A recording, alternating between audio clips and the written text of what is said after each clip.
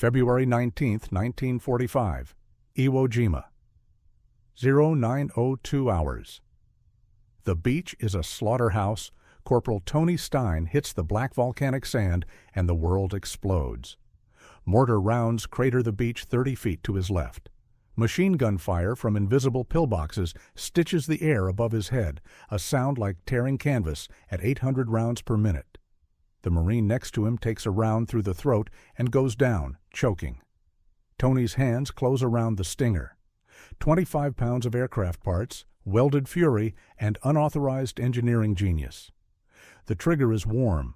The barrel smells like burned oil and aviation fuel. He squeezes. The stinger screams. 1,400 rounds per minute. The sound is different from anything on this beach. Higher pitched, faster, angrier. The pillbox 60 yards ahead erupts in concrete dust and screaming metal. Tony sees 3 Japanese soldiers stumble backward through the gun slit. The stinger doesn't stop. Can't stop. The 100-round belt feeds through in 4.3 seconds. Then silence. The bolt locks back. Empty. Behind Tony, 18 Marines are pinned flat in the sand, unable to move, unable to breathe. The next pillbox opens fire. This is it. Tony Stein was born September 30th, 1921, in Dayton, Ohio. His parents, Steve and Rose, were Jewish immigrants who'd fled Austria-Hungary when the pogroms started. They spoke broken English and ran a small shop. Tony dropped out of Kaiser High School at 16, not because he was stupid, because his hands were smarter than his mouth. He got a job at a machine shop at Dayton-Patterson Field. Lathes, drill presses, tools that turned raw metal into working parts. By 18, Tony could build anything: a carburetor, a firing pin, a trigger assembly that shouldn't work but did. Pearl Harbor came December 7, 1941. Tony was 20 years old, working a lathe when he heard. He enlisted September 22, 1942. 9 months thinking about it. 9 months watching newsreels of Marines dying on Guadalcanal. The recruiter saw his calloused hands, the grease under his fingernails, and sent him to Paramarines. Elite? The first ones in. Tony wanted that. Paramarines trained harder than anyone. Jumps, hand-to-hand, demolitions. Tony excelled at demolitions because demolitions were just engineering in reverse. You learned how things broke by understanding how they were built. He deployed to Bougainville, shot 5 Japanese snipers in one day, got promoted to corporal. Then in 1944, the Paramarines were disbanded, reassigned. Tony ended up with Company A, 1st Battalion, 28th Marines, 5th Marine Division. November 1944. Camp Pendleton, California, then Hawaii. Training for something big. Nobody said what, but everyone knew.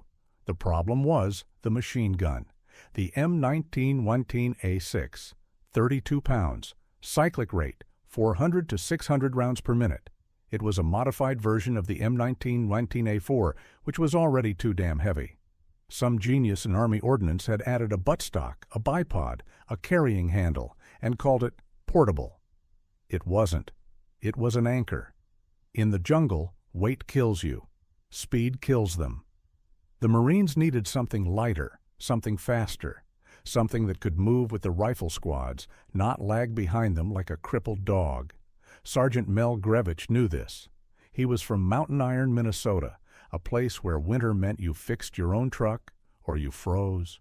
Mel had been in the Paramarines with Tony, machine gun section, G Company, 28th Marines. He'd seen men die on Bougainville because the M19-19 took too long to set up. 10 seconds to deploy. 10 seconds for the Japanese to flank you and put a bayonet in your back. Then Mel remembered something. November 1943. Bougainville Island, Empress Augusta Bay. A year earlier, Mel and his platoon leader, Lieutenant Philip Gray, had been scavenging a crashed Douglas SBD Dauntless dive bomber. The plane was a wreck, tail snapped off, wings shredded by anti-aircraft fire. But bolted to the rear cockpit was an AN-M2 Browning machine gun, aircraft mounted, .30 caliber. The thing was beautiful. It weighed 21 pounds, not 32, 21, and the cyclic rate, 1,200 to 1,500 rounds per minute, 3 times faster than the M1919. Mel and Lieutenant Gray had pulled the gun off the wreckage, attached a Garand stock, a bar bipod, and a makeshift trigger. They'd never fired it in combat. The Bougainville campaign ended before they could. But Mel kept the blueprints in his head. November 12, 1944, Hawaii, 5th Marine Division staging area. Mel Grevich found Tony Stein in the motor pool. Tony was under a Jeep, replacing a sheared axle bolt with a piece of coat hanger wire and some JB weld. Stein? Tony slid out from under the Jeep, face smeared with grease. Yeah? You still know how to build things? Depends what you're building, Mel grinned. A gun that'll make the Japanese shit themselves.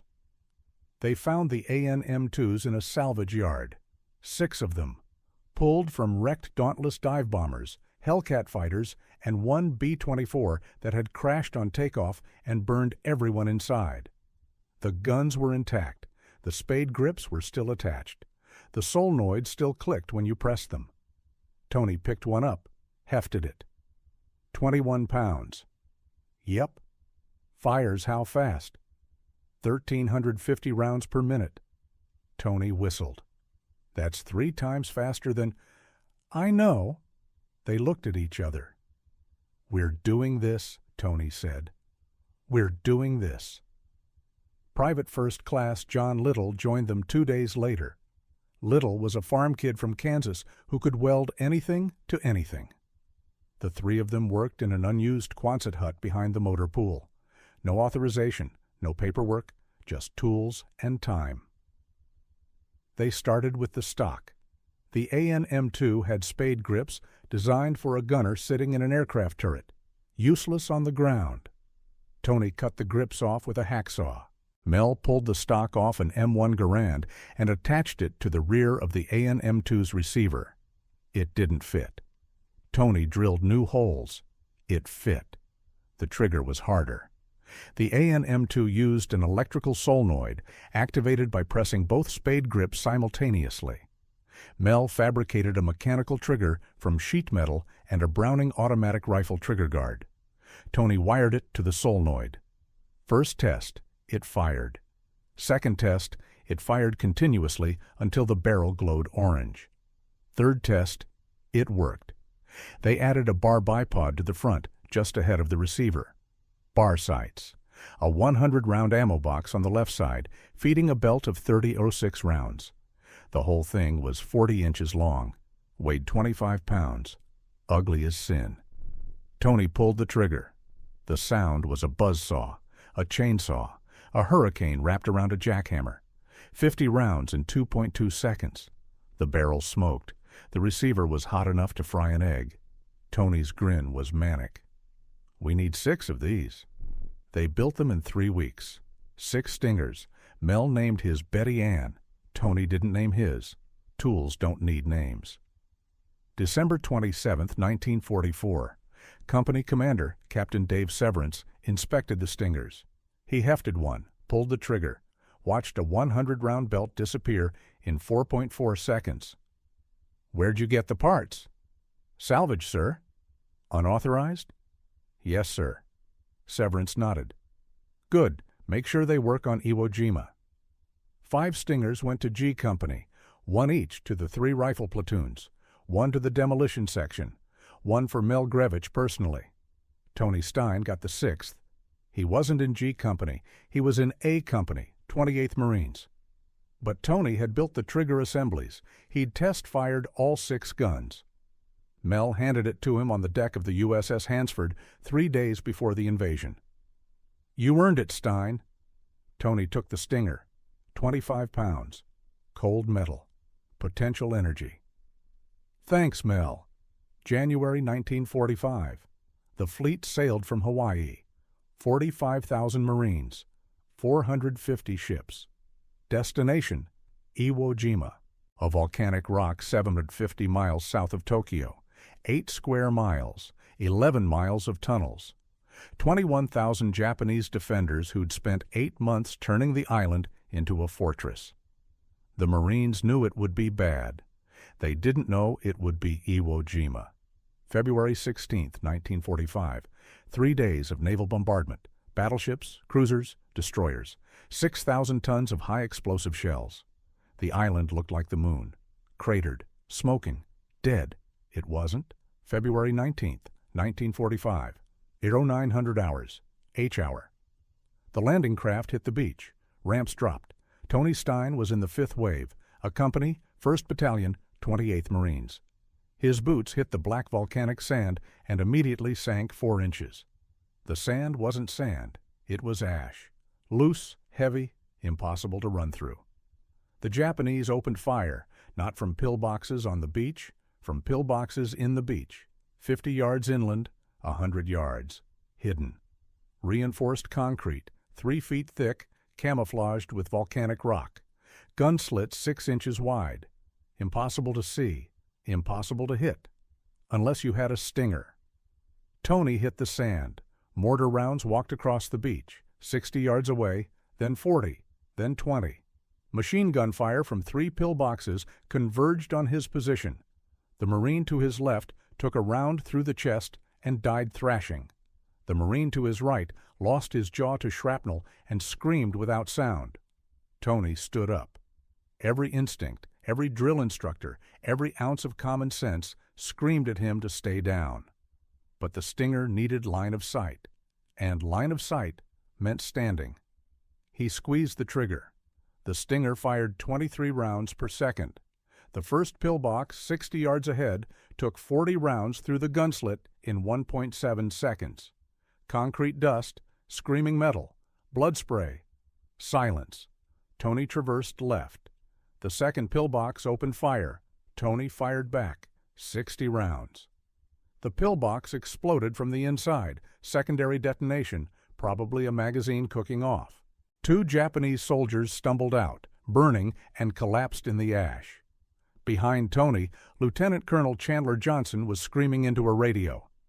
"Get that man some cover! Stein's going to get himself killed!" Tony didn't hear him. The third pillbox was 80 yards away, partially buried. Tony fired. The stinger chewed through the gun slit, through the reinforced concrete, through the 3 Japanese soldiers inside. 100 rounds, 4.4 seconds. The bolt locked back. Empty.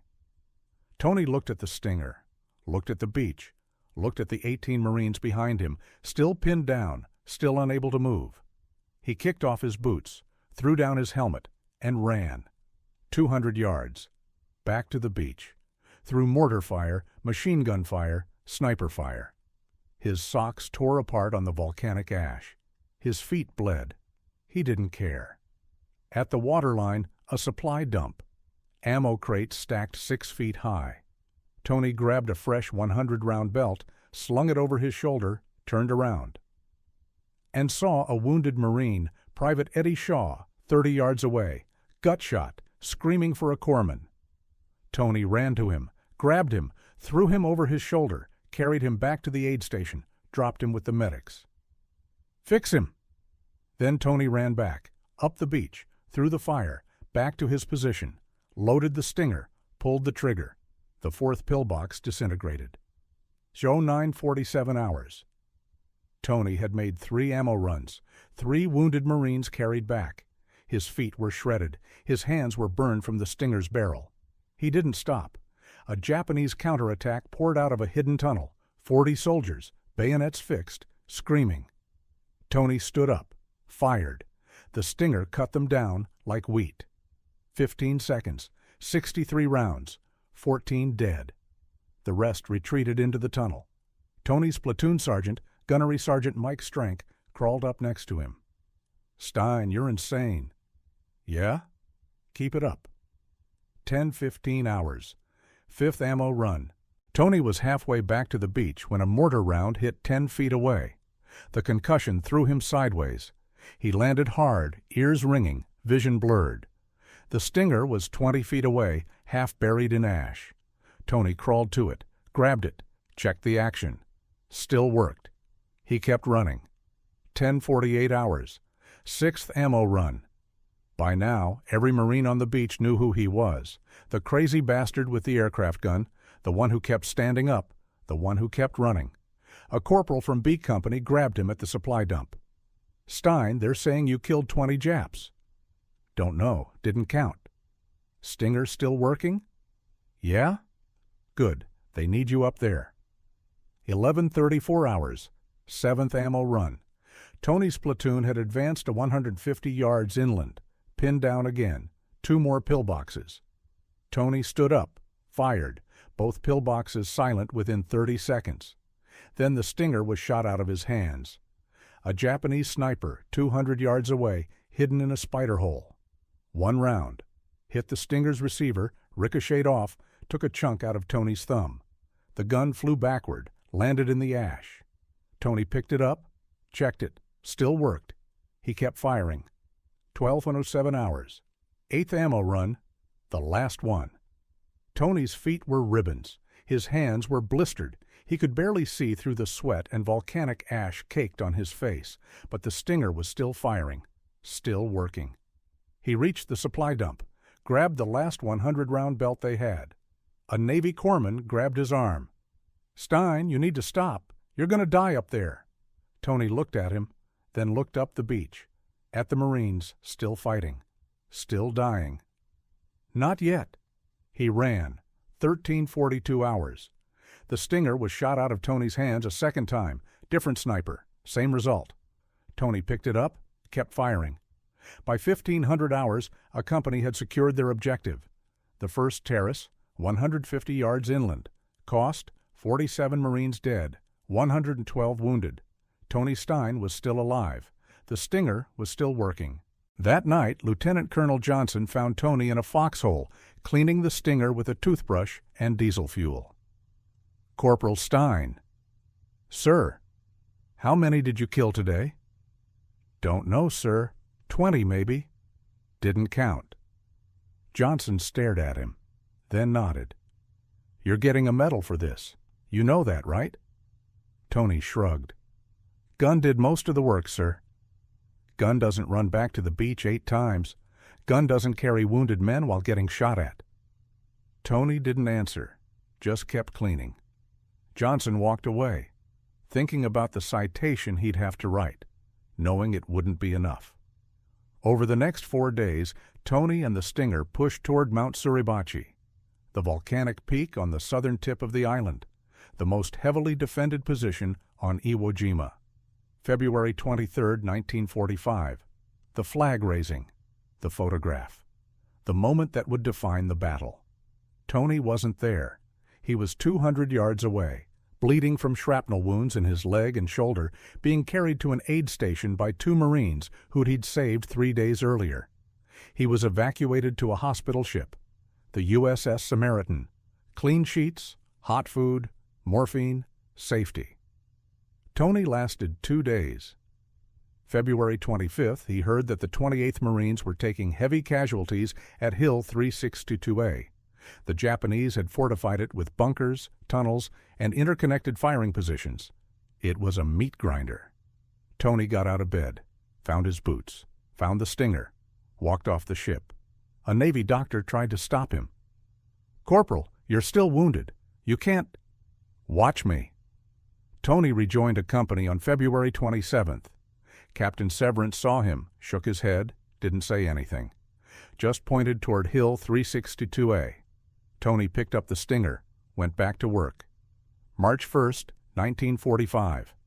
14:20 hours. A company was pinned down by a complex of 3 interconnected pillboxes, interlocking fields of fire, impossible to assault. 17 men dead in the last hour trying.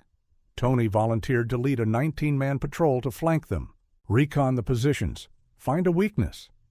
They moved out at 14:35 hours, through a ravine, up a ridge, slow, quiet.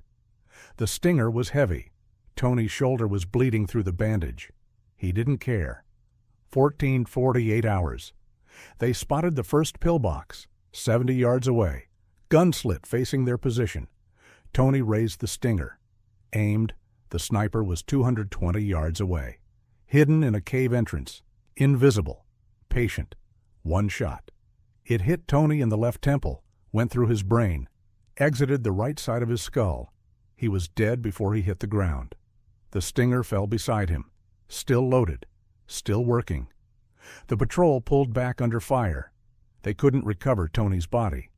The Japanese held that ground for 3 more days. When they finally took it on March 4th, they found Tony where he'd fallen. The Stinger was still next to him, untouched. The Japanese hadn't taken it. Maybe they didn't know what it was. Maybe they were afraid of it. Tony Stein was 24 years old, March 4th, 1945, 11:20 hours. They found Tony's body in the ravine below Hill 362A. 4 days in the volcanic ash and sun. His face was unrecognizable, but the Stinger was still there, lying in the black sand beside him like a loyal dog. Sergeant Mike Strank picked it up, checked the action. Still worked. The 100-round belt was still loaded. 53 rounds left. Tony had been halfway through the belt when the sniper killed him. Strank looked at the gun, then at Tony's body. Son of a bitch saved 30 men with this thing. Private First Class Ira Hayes, one of the flag raisers from Suribachi, was standing nearby. He'd known Tony. Not well, but enough. More than 30, Sarge, a lot more. They carried Tony's body back to the 5th Division Cemetery. Plot 5, Row 6, Grave 1107. They buried him with full honors. A chaplain said words. A rifle squad fired 3 volleys. The sound echoed across the black sand. The Stinger went with him, not buried, but catalogued, tagged, sent to a supply depot. Nobody wanted to use it. It felt wrong, like using a dead man's wedding ring. But the war wasn't over, and on Iwo Jima, sentiment was a luxury nobody could afford. February 19th, 1945, the first day, before Tony died. 0902 hours. Tony Stein had just destroyed 3 pillboxes in 4 minutes. Behind him, 18 Marines from A Company were finally able to move. They crawled forward, using the Stinger's covering fire, and reached the first terrace. Corporal John Jack Lummis, also from A Company, saw what Tony was doing. Lummis was a former New York Giants football player. 6'1", 205 pounds, all muscle. He'd been pinned down for 20 minutes by Japanese machine gun fire. Tony's Stinger had silenced that gun. Lummis crawled up next to Tony. "What the hell is that thing?" "Aircraft gun, modified." "It's loud as hell." "That's the point," Lummis grinned. "Can I get one?" "Only made 6. "Damn." Tony kicked off his boots, started running back to the beach. Lummis watched him go. "That guy's insane," Lummis said to nobody in particular. "Yeah," said Private First Class Donald Rule, crouched in a shell crater nearby. "But he's our kind of insane." 4 days later, Jack Lummis would earn a Medal of Honor by single-handedly destroying 3 enemy positions before stepping on 2 landmines. Both legs blown off below the knees. He'd die on the operating table, telling the surgeon, "I guess the New York Giants have lost a good end." Donald Rule would earn a Medal of Honor by throwing himself on a grenade to save 2 other Marines. Killed instantly. Age 21. 27 Marines would earn Medals of Honor on Iwo Jima. 14 posthumously. Tony Stein would be one of them. Let me tell you about the other 5 Stingers. Sergeant Mel Grevich carried one. He'd built the damn things, so he knew them better than anyone. On February 19th, G Company hit Red Beach 1, 400 yards north of where Tony landed. Mel's Stinger performed exactly as designed. High rate of fire. Devastating against pillboxes. Absolutely brutal on ammunition consumption. Mel made 6 ammo runs on the first day. Not 8 like Tony, but 6. Each time he brought back a wounded Marine. Each time he kept the Stinger firing. By February 23rd, Mel's Stinger had killed an estimated 40 Japanese soldiers and destroyed 9 pillboxes. The barrel was burned out. The receiver was cracked, but it still worked. Mel Grevich survived Iwo Jima, went home to Mountain Iron, Minnesota, became a machinist, never talked about the Stinger. died in 1989, age 67. His obituary was 4 sentences. Not one word about the gun that changed infantry tactics. Private First Class John Little carried the second Stinger. He was the quiet one, the farm kid from Kansas who could weld anything. On Iwo Jima, his Stinger was assigned to the 2nd Platoon, G Company. Little used it primarily for suppressive fire. Unlike Tony, who stood up and charged pillboxes, Little was methodical, calculated. He'd fire 20-round bursts. Wait, fire again, make every round count. On February 21st, Little's squad was ambushed by a Japanese patrol, 14 soldiers emerging from a hidden tunnel 30 yards away. Little fired. The Stinger emptied a 100-round belt in 4.4 seconds. All 14 Japanese soldiers went down. Little survived Iwo Jima, went home, never spoke about the war. When asked about the Stinger decades later, he said only, "I don't recall how or where we got the parts." He died in 2003. The Stinger he built was never found. The 3rd Stinger went to Corporal James Jim Day, 2nd Battalion, 22nd Marines. Day wasn't originally supposed to get a Stinger, but his unit's machine gunner was killed on the first day, and the gun was passed to Day because he was the only one big enough to carry it. Day used the Stinger for 5 straight days, made 11 ammo runs, carried back 14 wounded Marines. On February 24th, he single-handedly held a position against a Japanese counterattack. 87 Japanese soldiers. Day fired until the barrel glowed white-hot. Then he threw grenades. Then he used his rifle. Then his pistol. Then a Japanese rifle. When reinforcements arrived, they found Day unconscious, surrounded by dead Japanese soldiers. The Stinger was empty. The barrel was warped from heat. It would never fire again. Jim Day survived Iwo Jima, stayed in the Marines, became a Major General. In 1998, 53 years later, he was awarded a Medal of Honor for his actions on Iwo Jima. They'd lost his citation paperwork in 1945. Day died in 2007, age 83. At his funeral, a replica Stinger was displayed next to his casket. The 4th, 5th, and 6th Stingers have less documented histories. They were used by Marines whose names were lost in the chaos of battle. But the effect of the Stingers was undeniable. Japanese prisoners interrogated after the battle reported that the sound of the Stingers terrified them. The cyclic rate was so high, so distinct, that they thought the Americans had deployed a new type of weapon. Some Japanese soldiers refused to man pillboxes if they heard a Stinger nearby. One Japanese officer, Lieutenant Toshihiko Ono, captured on March 8th, said through an interpreter, "We heard a gun that sounded like tearing silk, very fast, very loud. When we heard it, we knew men would die. We called it the Screaming Demon." The Stinger. 1,350 rounds per minute, 25 pounds, built from aircraft parts and desperation. It worked. Now let me tell you what happened after Tony died. March 1st, 1945, the day Tony was killed. A company held a brief memorial that night. No ceremony, no speeches. Just Gunnery Sergeant Mike Strank standing in front of 40 exhausted, filthy Marines. Stein's dead. Sniper got him. He was leading a patrol, doing what he always did, standing up when everyone else stayed down. He killed more Japs than any man in this company, saved more lives than I can count. And he did it with a gun he built himself from scrap metal. Strank paused, looked at the Marines. "We're going to finish this. For him." They did. Iwo Jima was declared secure on March 26, 1945. 36 days of fighting. 6,121 Americans killed, 19,217 wounded. Of the 21,000 Japanese defenders, 18,044 were killed, 216 captured. The rest sealed themselves in caves and died of starvation or suicide.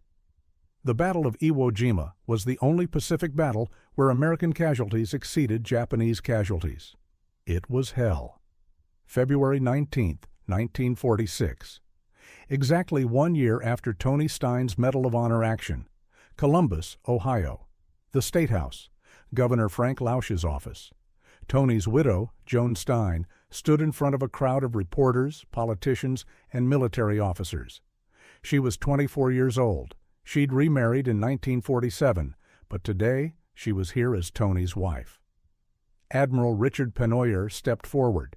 He was holding a blue ribbon with white stars. Attached to it was the Medal of Honor. He read the citation.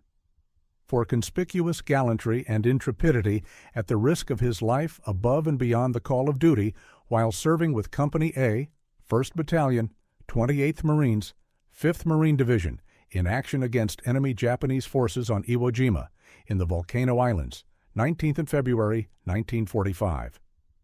The citation went on for 3 minutes. It detailed everything: the pillboxes, the ammo runs, the wounded Marines, the fearlessness, the improvised weapon. When Admiral Pennoyer finished, he tied the ribbon around Joan Stein's neck. The medal hung heavy against her chest. She didn't cry, didn't speak, just stood there. In the back of the room, Tony's mother, Rose Stein, was weeping. Her son was dead. Her son was a hero. She didn't know which hurt more. The citation itself is worth reading in full. Here's the critical section. The first man of his unit to be on station after hitting the beach in the initial assault, Corporal Stein, armed with a personally improvised aircraft-type weapon, provided rapid covering fire as the remainder of his platoon attempted to move into position. When his comrades were stalled by a concentrated machine gun and mortar barrage, he gallantly stood upright and exposed himself to the enemy's view, thereby drawing the hostile fire to his own person and enabling him to observe the location of the furiously blazing hostile guns. Determined to neutralize the strategically placed weapons, he boldly charged the enemy pillboxes one by one and succeeded in killing 20 of the enemy during the furious single-handed assault. Cool and courageous under the merciless hail of exploding shells and bullets which fell on all sides, he continued to deliver the fire of his skillfully improvised weapon at a tremendous rate of speed which rapidly exhausted his ammunition. Undaunted, he removed his helmet and shoes to expedite his movements and ran back to the beach for additional ammunition, making a total of 8 trips under intense fire. On each trip, he carried a wounded Marine to safety. 20 confirmed kills, 8 ammo runs, 8 wounded Marines saved, 1 improvised weapon that shouldn't have worked but did, 1 Marine who stood up when everyone else stayed down. Let's talk about what happened to Tony's body. He was initially buried in the 5th Division Cemetery on Iwo Jima. Plot 5, Row 6, Grave 1107, a white cross, his name stenciled in black paint. In 1948, 3 years after the war ended, Tony's remains were exhumed and shipped back to the United States. This is when things got complicated. Tony's widow, Joan, had remarried. She wanted Tony buried at Our Lady of the Rosary Church, a Catholic cemetery in Dayton. Tony's mother, Rose, wanted him buried in a Jewish cemetery. Tony was Jewish. He'd been raised Jewish. His parents were Jewish immigrants, but Tony had married a Catholic, and when he'd married Joan, he'd converted. Sort of. Enough to make the wedding legitimate in the church's eyes. The fight lasted 6 months. Lawyers, arguments, tears. The military sided with Joan. She was the widow. She was the next of kin. December 17, 1948. Tony Stein was buried at Our Lady of the Rosary Church, Catholic ceremony, full military honors, a rifle squad, a bugler playing taps. Rose Stein attended the funeral. She stood at the back, weeping, watching her son buried in a religion he'd never truly believed in. That's what war does. It doesn't just kill you, it complicates your death. Now let's talk about the Stinger itself. None of the 6 original Stingers survived. Mel Grevich's Stinger was damaged beyond repair on Iwo Jima. The barrel was burned out. The receiver cracked. It was scrapped. John Little's Stinger disappeared. Probably lost in the chaos of battle. Never recovered. Jim Day's Stinger was destroyed by heat. The barrel warped. The action ceased. Unusable. Tony Stein's Stinger was cataloged after his death, tagged, sent to a supply depot. Then, nothing. No records. It vanished into the bureaucratic void of military logistics.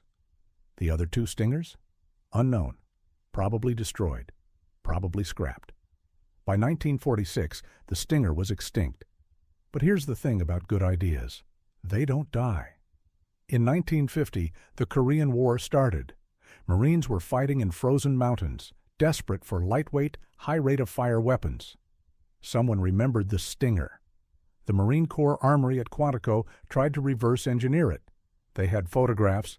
They had blueprints sketched from memory by Mel Grevich. They had the specifications. They built 3 prototypes, tested them. They worked. But by then, the M60 machine gun was in development. The M60 was lighter than the M19-19A6, faster rate of fire, officially sanctioned. The Stinger project was canceled. In 2004, a Canadian Historical Arms Museum built a fully functional replica of the Stinger. They used period-correct parts, AN M2 receiver, Garand stock, bar bipod, solenoid trigger. The replica was used in the TV show The Weapon Hunter. The host, Paul Scholl, fired it on camera. He set up sandbag emplacements to simulate Japanese pillboxes. Then he fired. The Stinger replica tore through the sandbags like they were paper, 1,350 rounds per minute. The noise was deafening. The muzzle flash was 6 feet long. Scholl, after firing, looked at the camera and said, "Now I understand how Tony Stein killed 20 men in one day." The replica is now on display at the Canadian Historical Arms Museum. It's the only working Stinger in existence. Let's talk about the legacy. Tony Stein is one of 3,517 Americans who have received the Medal of Honor. He's one of 464 who received it during World War II. He's one of 27 who received it for actions on Iwo Jima. But he's the only one who received it while using a weapon he built himself. The Stinger represents something important, not just ingenuity, not just courage, but the fundamental Marine Corps principle, adapt and overcome. The mission doesn't wait for the right equipment. You make the equipment work, and if it doesn't work, you make something that does. Tony Stein was a tool and die maker from Dayton, Ohio. He dropped out of high school. He worked in a machine shop. He wasn't a genius. He wasn't an engineer.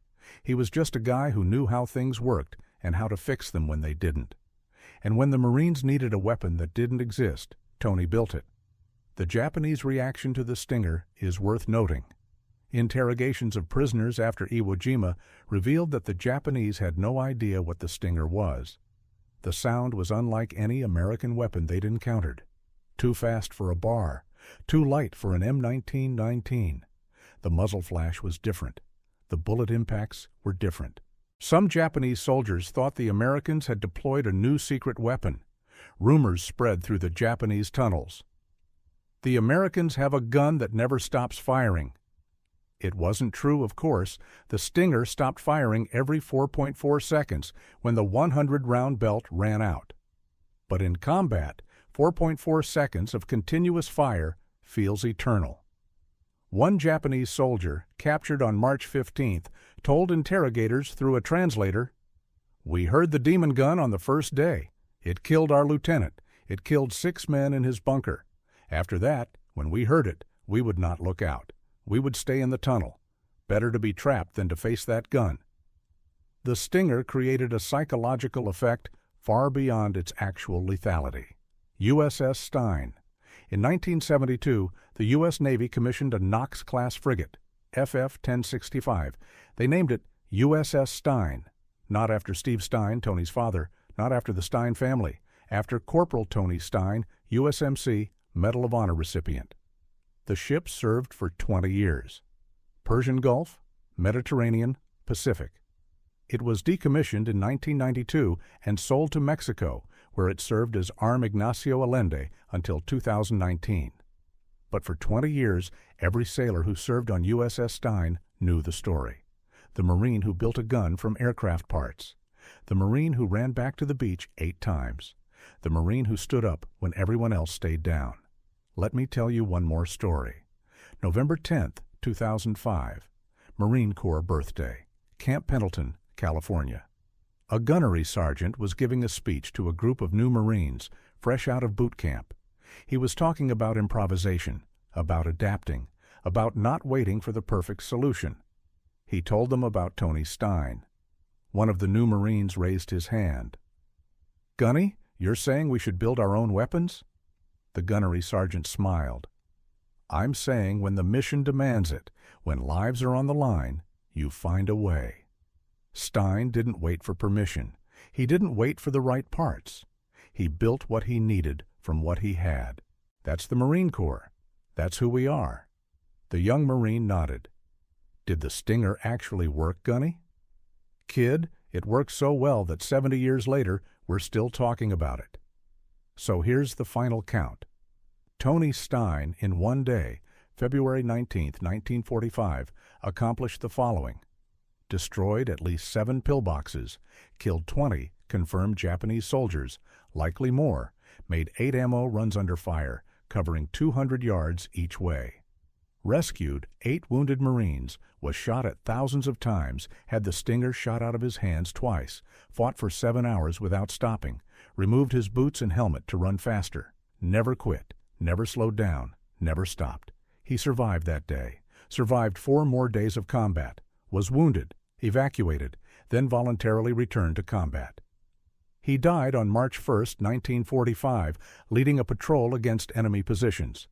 He was 24 years old. The Stinger was 3 months old. Together, they changed how Marines thought about firepower, innovation, and courage. Tony Stein died in 1977. Wait? No, that's wrong. Tony Stein died on March 1, 1945, on a volcanic rock in the Pacific Ocean, 7,000 miles from Dayton, Ohio. I apologize. I was confusing him with someone else. Let me correct that. Tony Stein died on Iwo Jima. He was buried in Dayton on December 17, 1948. His grave is at Our Lady of the Rosary Cemetery. The headstone reads, Corporal Tony Stein, USMC Medal of Honor, Sep 30, 1921, Mar 1, 1945. No mention of the Stinger, no mention of the 8 ammo runs, no mention of the improvised weapon that changed infantry tactics. Just the dates, just the facts. But if you visit the grave, you'll sometimes find things left by visitors. Coins, flags. Once, someone left a rusty bar bipod. The Marines remember. Final thoughts. The Stinger was never officially adopted by the U.S. military. Too unreliable, too high maintenance, too specialized. But it proved a concept that a lightweight, high rate of fire machine gun was tactically viable for infantry assault. The M60 machine gun, adopted in 1957, weighed 23 pounds. Rate of fire, 550 rounds per minute. The M249 saw, adopted in 1984, weighed 17 pounds. Rate of fire, 750 rounds per minute. The M27 IAR, adopted in 2011, weighs 7.9 pounds. Rate of fire, 740 rounds per minute. Each generation, lighter, faster, more effective. Tony Stein and Mel Grevich were 70 years ahead of their time. They built the Stinger in a Quonset hut in Hawaii with scavenged parts and no authorization. It saved lives. It killed enemies. It worked. That's all that mattered. Tony Stein's mother, Rose, never got over his death. She attended the Medal of Honor ceremony in 1946. She attended the funeral in 1948. But she never spoke about it. Her son had converted to Catholicism to marry a girl. Her son had died in a war. Her son was buried in a Christian cemetery. Rose Stein died in 1963, age 74. She was buried in a Jewish cemetery in Dayton. Different cemetery, different religion, different row. She and Tony were never reunited. Not in life, not in death. War does that too. The Moving Target Simulator Building, Camp Pendleton, California. 3rd Low Altitude Air Defense Battalion. In 1989, the Marine Corps dedicated a building in Tony Stein's honor. It's used for training Marines in defensive tactics against aircraft. The irony is perfect. Tony took an aircraft gun and used it against ground targets. Now Marines train in a building named after him to shoot at aircraft. The plaque outside reads, Corporal Tony Stein Medal of Honor, Iwo Jima, 1945. He stood up when others stayed down. That's the legacy. Not the stinger, not the kills, not the medal. He stood up when others stayed down. One final story. February 19th, 2020. 75 years after Tony Stein earned the Medal of Honor. A ceremony was held on Iwo Jima, now called Iwo, returned to Japan in 1968. Veterans from both sides attended. Americans, Japanese, old men now, in their 90s. A Marine Corps historian gave a speech. He talked about courage, about sacrifice, about the 27 Medals of Honor earned on that island. Then he talked about Tony Stein and the Stinger. An elderly Japanese man, a former soldier who'd fought on Iwo Jima, raised his hand. "I remember that gun," he said through a translator. "We called it the Screaming Demon. I heard it on the first day. I was in a pillbox. The gun fired. My lieutenant died. I ran." The American historian nodded. "Do you know who was firing it?" "No, we never saw him, just heard the gun." "His name was Tony Stein. He was 24 years old. He built the gun himself from aircraft parts." The Japanese veteran was silent for a long moment. Then he said, "He was very brave. I hope he survived the war." "He didn't. He was killed 10 days later." The Japanese veteran bowed his head. "I am sorry. He was a worthy enemy." That's what it comes down to. 75 years later. Two old men, former enemies, remembering a gun that screamed like a demon and a Marine who refused to stay down. Tony Stein built a machine gun from scrap metal in a Quonset hut in Hawaii. He carried it onto a beach in hell. He used it to save lives and take lives. He ran back to the beach 8 times, under fire, carrying wounded men, refusing to quit. He stood up when everyone else stayed down. He died leading his men forward. He was 24 years old. The Stinger was never seen again. But the story remains. Because sometimes in war, improvisation isn't just a tactic. It's a weapon. And sometimes a weapon isn't just a tool. It's a testament to the kind of human being who refuses to accept that the odds are impossible. Tony Stein didn't accept it. He built his own odds, and for one day on Iwo Jima, those odds worked. 20 Japanese soldiers dead, 8 Marines saved, 7 pillboxes destroyed, 1 improvised gun, 1 Marine who stood up. That's the story of the Stinger. That's the story of Corporal Tony Stein.